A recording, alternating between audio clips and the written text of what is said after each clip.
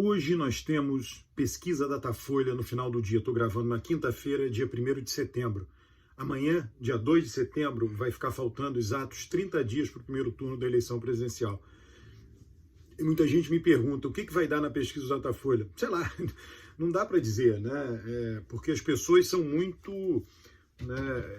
a gente tem que separar o que é a propensão da nossa mente, da mente humana, propensão natural. Não estou aqui de modo nenhum criticando. Nós, seres humanos, somos assim, né? Nós queremos controlar, queremos saber, nós somos ansiosos, há uma certa ansiedade. Então, essa pergunta, né, vem com frequência quando vai acontecer pesquisa, quando vai ser divulgada uma pesquisa. Por outro lado, você fazer uma previsão de um resultado de pesquisa, né, a pessoa vai dizer um número, vai pedir um número, aí se não der exatamente aquele número, vai dizer você errou por um ponto, você... Cara, é um negócio meio louco isso aí, né?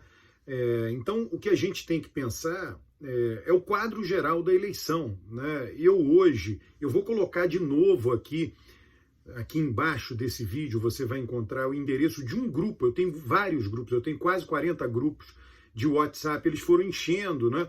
E tem um de Telegram, né, que eu mando áudios praticamente diários, né, áudios, textos, comentários, né, é o bastidor da política, tá? E eu vou colocar aqui para você, hoje de manhã, eu coloquei uma recomendação de texto, né, foi publicado nos anos 90, 2 professores nos Estados Unidos, e eles analisam, né, a variação das pesquisas. As pesquisas variam, é normal.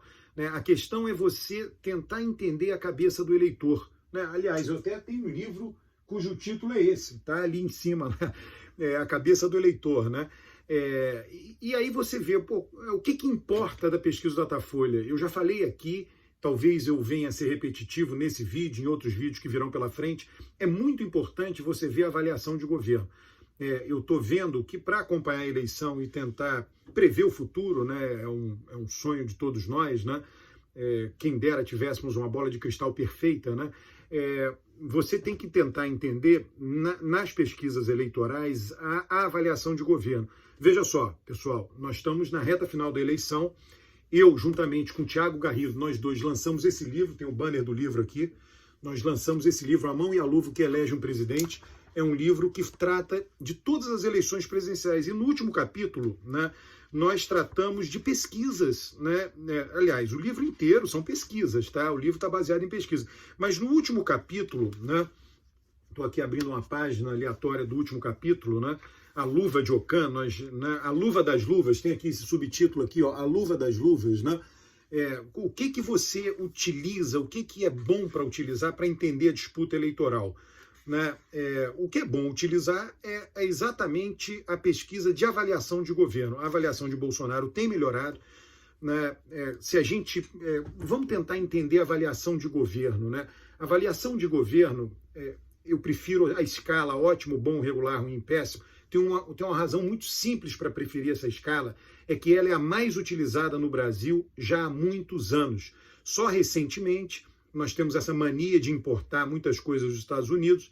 Nos Estados Unidos, eles perguntam aprova e desaprova, né? Você pode usar também. Qual é a desvantagem do aprova e desaprova? Eu acho que tem 2 desvantagens. Primeiro, o significado da palavra aprova e desaprova, para nós brasileiros, no nosso vocabulário, nossa maneira de ver o mundo, está muito relacionado com provas em escolas, né? Foi aprovado, foi reprovado, é um pouco isso que está relacionado, não está relacionado com avaliação de governo. Você não pergunta para a pessoa, você foi a um bar, foi a um restaurante, você aprova o restaurante que você foi, você desaprova o restaurante, reprova o restaurante, ninguém pergunta, o que você achou do restaurante? O restaurante é bom? É ruim? Né? Você pergunta isso, tá?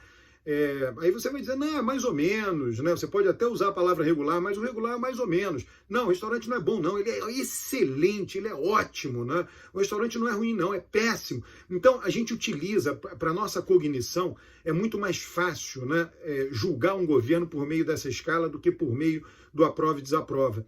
E o segundo motivo é que a escala ótimo, bom, regular, ruim, péssimo, a base de dados que eu tenho dela, que você entra na internet, você pode ter dela, é absolutamente imensa.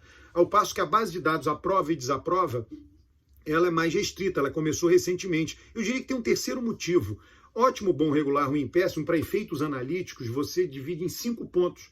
É melhor você fazer uma análise que diferencie mais do que uma análise que diferencie menos no que tange a avaliação de governo. Aprova e desaprova só divide em 2 pontos. Inclusive não tem um ponto do meio que muitas vezes é importante a gente tentar entender, observar, analisar. Bom, pois bem, com base nesse indicador, né, isso, o último capítulo do livro utiliza isso, ele para eleições para governador, tá? Então, com base nesse indicador, é possível ver probabilidades de vitória. Eu levantei todas as eleições com reeleição ocorridas no Brasil. Com reeleição, o que eu digo? Para ser bem específico, né? O nome daquele candidato foi votado, ele venceu, assumiu e governou 4 anos e disputou a reeleição. É diferente de casos que a pessoa foi eleita, mas saiu no meio do mandato, ou saiu no final para disputar uma outra eleição e ficou vice. Não é a isso que eu vou me referir agora. Eu vou me referir a alguém que foi eleito, governou 4 anos e disputa a reeleição depois de 4 anos. Pois bem, nestes casos, todas as eleições ocorridas assim, eleições de reeleição clássica para governador, a reeleição certa, né? Todo mundo foi reeleito, que tinha mais de 46% de ótimo e bom. Isso será sempre assim? Não dá para dizer que será sempre assim. Mas até agora aconteceu dessa forma. Todo mundo com menos de 33, né, perdeu, tem 2 ou 3 exceções, tá? Porque eleições, essas exceções a gente poderia até questionar, são na região norte, né, locais difíceis de fazer pesquisa, será que a pesquisa estava mensurando certo? Mas enfim, mas é uma regra, né, abaixo de 33 ou menos perder. Entre 34 e 45 de ótimo e bom para governador, acontece de tudo, ganha e perde, né? Claro que quanto mais próximo do 46, mais vitórias, e quanto mais próximo de 33, mais derrotas. Mas ganha-se e perde ali, é o que eu chamo de limbo, né? O limbo, segundo a religião, é aquela parte do outro mundo que você está entre o céu e o inferno, digamos assim, um purgatório. Pode acontecer uma coisa ou outra. Pois bem, a avaliação ótimo e bom de Bolsonaro, ela está abaixo de 33, né? É possível mais fazer paralelo com a eleição para governador, a presidencial, porque o cargo de governador está mais distante do cidadão comum, assim como o cargo de presidente, ao passo que o cargo de prefeito não está mais próximo. Então, a avaliação exigida, né, para o prefeito ser reeleito, de um modo geral, eu detectei isso em minhas bases de dados, ela é um pouco maior, ela é maior do que a avaliação para governador e presidente. Então, eu estou olhando muito a avaliação de governo, tá? Dilma venceu Aécio de uma maneira muito apertada, mas muito apertada, né? Podia ter perdido, não sei, né? Tá lá no livro, né? O livro trata das 9 eleições presidenciais ocorridas no Brasil, de Collor até hoje, né? Ela venceu, a margem foi 3 pontos, ela tinha ali em torno de 36 de ótimo e bom, por ali, né? Não, era difícil aquela eleição, tá?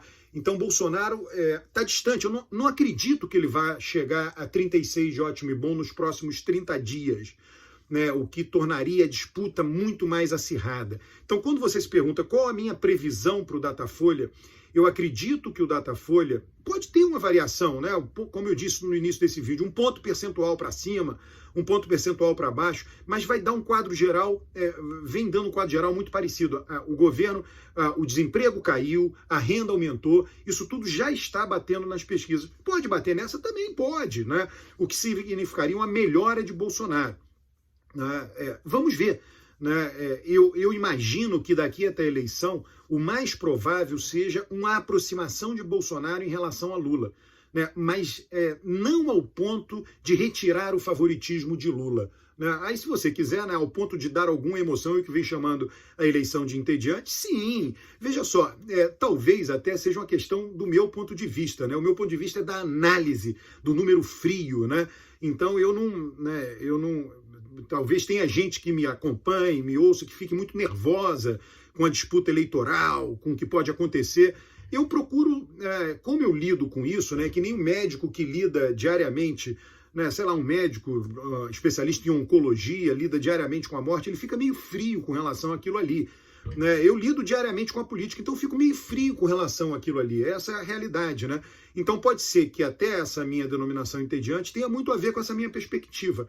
Mas eu acho isso, quer dizer, né, uma eleição que tem dois contendores, de fato, dois candidatos com chance, Lula e Bolsonaro, e um tem muito mais chance do que o outro. Eu acho que a pesquisa do Datafolha vai indicar isso.